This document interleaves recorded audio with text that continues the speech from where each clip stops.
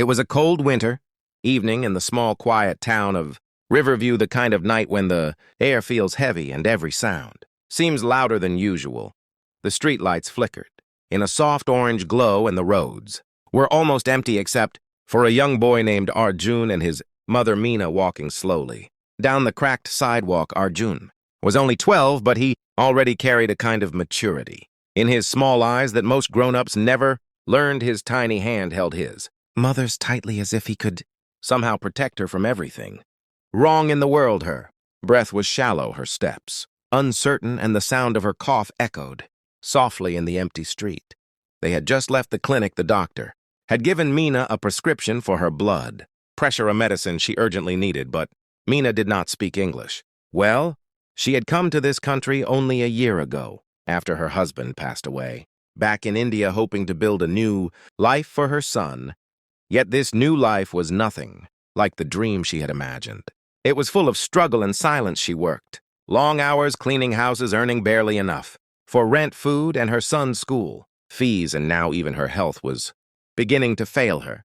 The small pharmacy at the corner of the street was still open. Arjun pushed the door, and a bell jingled softly above them. Warm light spilled over the shelves lined with colorful boxes and bottles. Meena handed the prescription to the pharmacist, her hands trembling slightly. The man behind the counter nodded and began searching for the medicine. He spoke quickly, explaining the dosage and timing in fluent English, but Meena could only nod, not understanding a word. Arjun looked up at the man and said softly, "Sir, can you please tell me how to give this to my mother? I will translate it for her, please. She doesn't understand English." The pharmacist smiled kindly and began explaining slowly for Arjun to understand. The boy listened carefully, repeating every word in his head, trying not to forget a single instruction, because he knew how important it was. But just as the pharmacist spoke, someone behind them let out a loud laugh, a deep, mocking sound that broke the quiet of the room. Everyone turned around. It was a tall man in an expensive suit with a gold watch gleaming under the lights. He was standing near the counter, looking amused. His smile was wide but cruel. He pointed at Arjun and said loudly, "Look at that, the little translator helping. His mommy isn't that funny." The laughter echoed through the small pharmacy, and Meena's face turned pale. Her eyes dropped to the floor as if she wanted to disappear. Arjun felt his heart squeezed tight. He didn't understand why people laughed at kindness, but that sound would stay with him for a long, long time. The laughter in the small pharmacy was so loud that it seemed to bounce off the walls and echo inside Arjun's head again. And again he turned slowly to look at the man who had laughed. The tall figure with the shiny shoes and the expensive suit stood confidently near the counter. His hair slicked back, his gold watch catching the light with every small movement. He looked like someone who never had to worry about anything in life, someone who had never stood in a long line or counted coins to buy medicine. The man was Henry Wallace, the richest man in Riverview, a name everyone in town knew. He owned buildings, hotels, and half the shops on the main street. People said he had everything, money, power, and respect, but that day his laughter showed something Arjun had never seen before in a rich man's face: cruelty. Henry grinned and said with a mocking tone, Look at that boy, helping his mother to read the label. Maybe next time you should bring someone who actually knows the language people here should learn before they come." He smirked and looked around, expecting others to join his laughter, but the room was silent. Even the pharmacist looked uncomfortable, glancing down at the counter, pretending to rearrange the boxes. Arjun felt his cheeks burn, but he didn't say anything. He just stood, still clutching the small white bag that held his mother's medicine. Meena gently touched his shoulder and whispered softly in their native language, "Leave it, beta. He is not worth it." Her voice was calm, but her eyes were wet. Arjun wanted to tell her that it wasn't fair, that people shouldn't be laughed at for not knowing a language, that all they wanted was to understand how to take her medicine safely. But his mother's quiet dignity stopped him. She bowed her head slightly and said thank you softly to the pharmacist before turning to leave. As they stepped outside, the cold wind hit their faces. Arjun held her hand tighter. He looked up at her and said one day, "Ma, I will make sure we never have to feel small again." Meena smiled weakly but said nothing. Her silence spoke of exhaustion.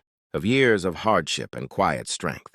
Behind them, inside the pharmacy, Henry Wallace was still laughing, shaking his head as if it were just another joke to tell his rich friends later, but what he did not know was that his careless laughter had planted a spark inside a 12-year-old boy, a spark that would one day change everything. The next morning, the sun rose slowly over the quiet town, but inside Arjun's small apartment, the air felt heavy and cold. Meena lay on the thin bed, looking weaker than the day before, her breathing shallow and uneven. Arjun placed his small hand on her forehead. It felt hot. He panicked and whispered softly, "Ma, are you okay?" She smiled faintly and said, "I am fine." Beta just a little tired, but Arjun could see the truth in her eyes. She was not fine, not at all. He quickly grabbed the paper bag that held her medicine. But when he opened it, he realized there was only one tablet left. She needed more. Immediately, he put on his worn-out shoes and ran to the pharmacy, his small heart racing faster with every step. When he reached the counter, the same pharmacist looked at him with concern. "What happened, son?" he asked softly. Arjun caught his breath and said, "Sir, I need to buy more medicine for my mother. She is sick." "Again, please hurry." The pharmacist checked the shelves and scanned the label. He sighed and said, "I'm sorry, son, the price went up today. It's $80 now." Arjun's eyes widened. $80, he whispered. "We only paid $50 last time." The man nodded helplessly. "It's the new supply cost. Son, I can't do anything about it." Arjun's heart sank. He reached into his pocket and pulled out all the money they had, barely $20. The notes were crumpled and worn from being used too many times. He looked up and said, "Please, sir, can you give me half, or maybe I can pay the rest later? I promise I will work for it." But the pharmacist shook his head kindly but firmly. "I'm sorry, kid. I wish I could help." Arjun walked out slowly, his throat tight with helplessness. The world around him seemed louder now. The cars, the footsteps, the chatter of people who had no idea what it felt like to be desperate. He walked aimlessly down the street, thinking of every way he could earn money, maybe wash cars, carry groceries, sweep the street, anything, just to save his mother. Then he saw it, a shiny black car pulling up in front of the cafe. The windows rolled down, and the voice that spoke made his stomach twist. Slightly, he knew that voice. It was the same man from the pharmacy, Henry Wallace. The door opened, and Henry stepped out, wearing dark sunglasses and the same confident smirk he spotted Arjun standing near the sidewalk, squinting under the sun. "Hey, kid," Henry called out. "Aren't you the little translator from yesterday?" Arjun nodded nervously, clutching the paper bag in his hand. "Yes, sir, that was me." Henry raised an eyebrow. "What are you doing out here? Shouldn't you be in school?" Arjun hesitated and then said quietly, "My mother is sick, sir. I need to buy her medicine, but I don't have enough money. I can work for you, wash your car, clean your garden, anything, please, sir." That evening, Henry Wallace sat alone in his large dining hall, the walls covered with expensive paintings, the table long enough to seat 20 people. Yet there he was, eating alone, as always. The clinking of his silver spoon echoed in the silence, but for some reason he couldn't stop thinking about that boy. The image of Arjun's small, tired face and his determined eyes kept returning to his mind. He tried to shake it off, telling himself he had done his part. He paid the boy well. He didn't owe him anything, but something about that child felt different. Henry had once been poor, too, a long time ago, before he became the man everyone admired, before money made him forget where he came from. His father used to tell him, "Son, never laugh at someone's struggle, because the world has a strange way of teaching lessons." Henry remembered those words now, and for the first time in years, they made him feel a sting of guilt. He stood up from the table, pushing his plate away. The food, suddenly tasteless, he didn't even know why, but he found himself grabbing his car keys and driving toward the poorer side of town, the part of Riverview he hadn't visited in years.